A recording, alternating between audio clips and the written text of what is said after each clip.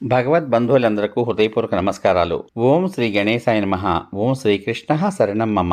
ఓం శ్రీ శారదాంబాయే నమః. శ్రీమద్ భాగవతం శ్రీకృష్ణ లీలామృతం రాసలీలా మహత్యంలో 5వ భాగం ఈరోజు మీకోసం. రాసలీల సాధారణ స్త్రీల ప్రేమ కథ కాదు. దేహం యొక్క స్మృతి ధ్యాసలను విస్మరించి దైవతారూఢమైన భక్తితో తప్పించిపోయిన ప్రణయమూర్తుల గాథ. గృహాంతరవర్తులై ఉంటూ అంతటి భక్తి కలిగి ఉండటం ఎలా సాధ్యమా? కాదే. నిజ భార్యయందు కూడా మాతృభావం కలిగి వ్యవహరించగలిగిన నాడే భక్తి సాధన సాధ్యం. దేహభావం దహింపబడిన నాడే తన్మయతకు సుస్థిరత. ఎందుకంటే దేహస్మృతి ఉన్నంత వరకు కూడా మనసులో కామం ప్రకోపిస్తూనే ఉంటుంది. కాబట్టి ముఖ్యంగా దేహ మోహాన్ని త్యజించాలి. అప్పుడే గోపికాతుల్యత సమకూరుతుంది. గోభిః ఇంద్రియైః భక్తిరసం పిబతి ఇతి గోపీ. గోభిః ఇంద్రియైః భక్తిరసం పిబతి ఇతి గోపీ. గోభిః ఇంద్రియైః భక్తిరసం పిబతి ఇతి గోపీ. సర్వేంద్రియాల ద్వారాను కూడా ఎవరైతే భక్తి రసాన్ని పానం చేయగలుగుతారో వారే గోపి. దర్శన వేళలలో నిజ స్త్రీత్వం పుంస్త్వాలను విస్మరించగలిగినదే గోపిక అనబడుతుంది. ఈ గోపికలలో నిత్య సిద్ధలు, సాధన సిద్ధలు అని 2 తరగతుల వారున్నారు. స్వామితో బాటే సరాసరి గోలోకం నుండి వచ్చిన వారు నిత్య సిద్ధలుగా చెప్పబడ్డారు. 2వ తరగతికి చెందిన సాధన సిద్ధలలో ఋషి రూప, శృతి రూప, స్వయం సిద్ధ, అన్యపూర్వ, అనన్యపూర్వ అనే వివిధ రూపాలకు చెందిన వారున్నారు. ఏతద్వర్గులలో మొదటిది శృతి రూప గోపికలు. దేవేశ్వరుడైన శ్రీకృష్ణుని నిమిత్తమై గోపికా రూపాలలో అవతరించిన వేద మంత్రాలను శృతిరూప గోపికలు అంటారు. వేదాలు భగవంతుణ్ణి ఎంతో అభూతంగానూ అతిశయంగానూ కూడా వర్ణించాయి. అయినా ఆ భగవదనుభవాన్ని పొందలేకపోయాయి. కారణం ఏమిటయ్యా అంటే అవాంగ్మనస గోచరుడైన ఆ పరమాత్మ వాగ్విషయుడు మాత్రమే కాదు, అతీత ధ్యాన విషయుడు కూడా అయి ఉన్నాడు. సమస్తమైన సాంసారిక విషయాలను మర్చిపోతేనే తప్ప ఆ భగవత్ సాక్షాత్కారం కలగదు. అయినా ఆ భగవంతుడు వేదాభిమాని, వేదప్రియుడు, వేదాధిపతి. ఆ దేవదేవుడు గోకులాన అంతరించడంతో వేద మంత్రాలు గోపికలుగా తరలి వచ్చాయి. ఆ గోపికలే శృతిరూప గోపికలు. 2 ఋషిరూప గోపికలు. ఉన్న చరాచర భూతరాశికి ఉమ్మడి శత్రువు కామం. తథతి దైవం కాముడు. ఈ కాముణ్ణి నాశనం చేయడం కోసం ఎందరు ఎన్ని యత్నాలు చేసినా అతడు మాత్రం అంతం కాలేదు. ఘోరమైన తపస్సుల వల్ల కూడా దైహిక కాముడు అనగా వృత్తికాముడు అనగా కామాన్ని కార్యరూపంగా కొనసాగించడం నశించిందేమో గాని అంతర్గత కాముడు అంటే వాంఛాకాముడు వాంఛ రూపంలో, నిష్క్రియ చాంచల్య రూపంలో మనసులను వేధించుట. ఈ అంతర్గత కాముడు మాత్రం అంతం కాలేదు. అందుకే ఎందరెందరో మహారుషులు వేలాది జన్మలలో, యుగాలలో తపస్సు చేసి కూడా గెలవలేకపోయిన తమలోని అంతర్గత కాముణ్ణి కృష్ణార్పణం కావించి తరించిపోవాలి అని అనుకున్నారు. ఆ కారణంగా ఋషులు గోపికలుగా జన్మించారు. వారినే ఋషిరూప గోపికలు అంటారు. ఇక 3వ తరగతి అనన్యపూర్వ గోపికలు. సాంసారిక భోగోపభోగాలకు పూర్వమే వైరాగ్యం పొందిన వారిని అనన్యపూర్వ గోపికలు అంటారు. వివిధ వర్గాలుగా ఉన్న గోపికలుగా ఏకైక నామధేయులై విరాజిల్లిన వీరందరి అంతర్యము కూడా కామదహనమే. సర్వే సర్వత్రా ముఖ్యంగా మానవజాతికి మహాబలవంతుడైన శత్రువు కామమే. దీనివల్లే అనేక దుర్గుణాలు. కామాత్ క్రోధోభిజాయతే క్రోధాద్భవతి సమ్మోహః. కామాత్ క్రోధోభిజాయతే క్రోధాద్భవతి సమ్మోహః.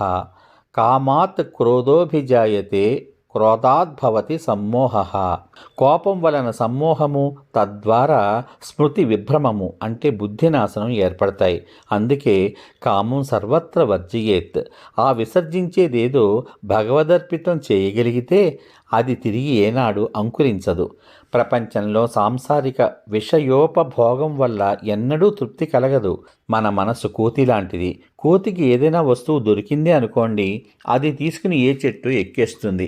అలా స్థిరపడుతున్న కోతికి మరో వస్తువు చూపించామనుకోండి, అప్పుడు అది తన చేతిలో ఉన్న వస్తువుని విసిరేసి కొత్త వస్తువు మీద పడుతుంది. మన మనసు అటువంటిదే. ప్రతి కొత్త వస్తువు మీద లాలసే. ఎన్నింటినో వదులుకుని ఒకదాన్ని పొందడం, మరొకటి కనబడగానే దాని నిమిత్తం సర్వం వదులుకోవడం. ఎందుకీ చాపల్యం? ఆ వదులుకునేదేదో భగవన్ నిమిత్తమే కనుక వదులుకుంటే పునః ఎటువంటి లాలస మనలను చేరదు కదా. మనం వదలబోయినా ఆ స్వామి మనలను వదలడు కదా. ఇలా ఒకటి పొందడం కోసం మరొకటి కోల్పోవడం, ఇంకొక దాని నిమిత్తమై దానిని కోల్పోవడం, పొందిన దానితో సుఖించలేక పోగొట్టుకున్న దానికోసం దుఃఖించటం, ఎంత లంపటం ఈ మానవ జీవితం. పువ్వు నుంచి పువ్వుకు మళ్ళీ తుమ్మెద ఎన్ని పువ్వులకు తృప్తి పడుతుంది? చావబోతూ కూడా అయ్యో ఇంకొక పువ్వు మీద వాలలేకపోయానే అని లాలసపడుతుందే తప్ప తృప్తి ఉందా జీవితానికి?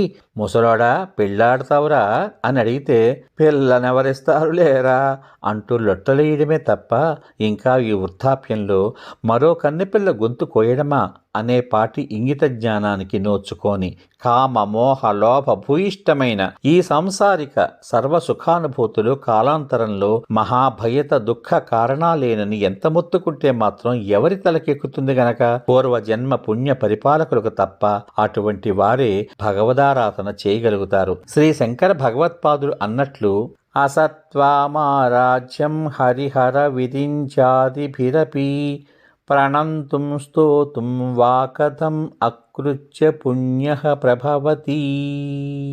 హరిహర బ్రహ్మాదులచే స్తుతింపబడే నిన్ను స్తుతించడం అనేది సామాన్యులకు అసాధ్యం. పూర్వజన్మలో పుణ్యం చేసుకుని పుట్టని వారికి నీ ధ్యాసయే ఉండదు అంటారు ఆయన. అందువల్ల మనం కూడా పుణ్యాత్మనో అవునో కాదో తెలుసుకోవడానికైనా ఒక్కసారి ఈ సర్వ సాంసారిక సంతాపాలకు స్వస్తి చెప్పి ఆ సర్వేశ్వరుడి పాదాల ముందు మోకరిల్లరాదా? అలా మోకరిల్లగలిగితే మనమే గోపికలం కామా? ఆ మాధవుడు మన కోసం మన ముంగిట వెలయడా? తన మురళీరవంలో మనల్ని ముగ్ధుల్ని చెయ్యడా? అలాంటివేవి పట్టవు మనకు.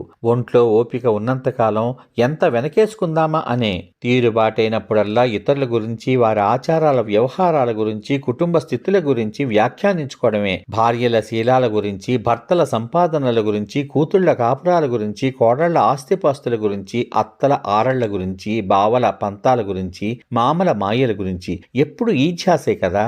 కాస్త వయసు ఉడిగిందిరా అంటే మూలకి విసిరివేయబడి వయసులో ఉండగా వెనకేసుకున్నది ఇప్పుడు ముందరేసుకు తినడానికి ఓపిక లేక, అవకాశమూ లేక, గతంలో చేయని మంచి పనులకు, చేసిన చెడ్డ పనులకు ఈసురోమని దుఃఖిస్తూ ఆ దుఃఖంలో బుద్ధి మందగించి అప్పుడు భగవత్ స్మరణ చెయ్యలేక వాపోవడమే కదా.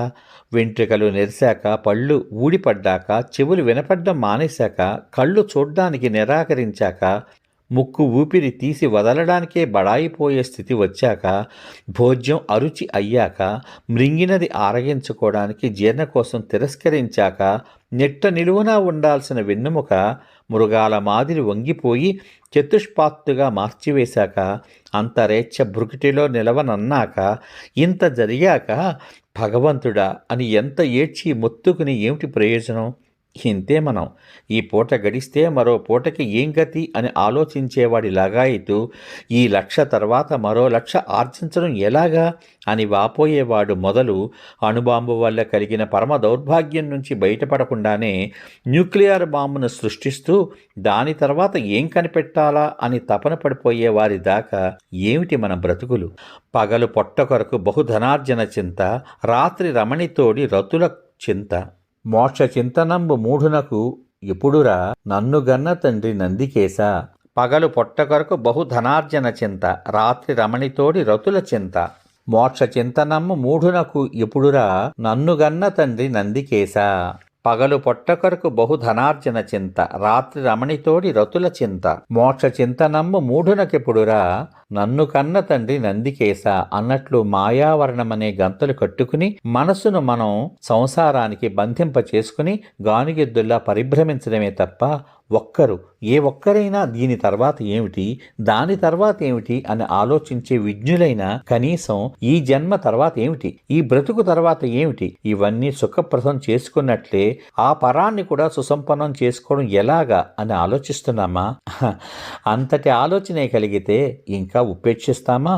ఈ లంపటాలను జంఝాటాలను భగవదర్పితంగా పుట్టుక్కున తెంచివేసుకుని ఆ కృష్ణుణ్ణి శరణు కోరుకోమా? కృష్ణ విరహంతో వ్యాకులురమై గోపికలుగా పరిణమించి పోమా మనం? అవును, సశేషం. ఇంతవరకు మీరు శ్రీమద్ భాగవతం శ్రీకృష్ణ లీలామృతం రాసలీలా మహత్యంలో 5వ భాగం విన్నారు. రేపటి భాగంలో రాసలీలా మహత్యం 6వ భాగం వింటారు. ఓం నమో భగవతే వాసుదేవాయ. సర్వే జనా సుఖినో భవంతు. ఓం శ్రీకృష్ణ పరబ్రహ్మణే నమః. శుభమస్తు. స్వస్తి.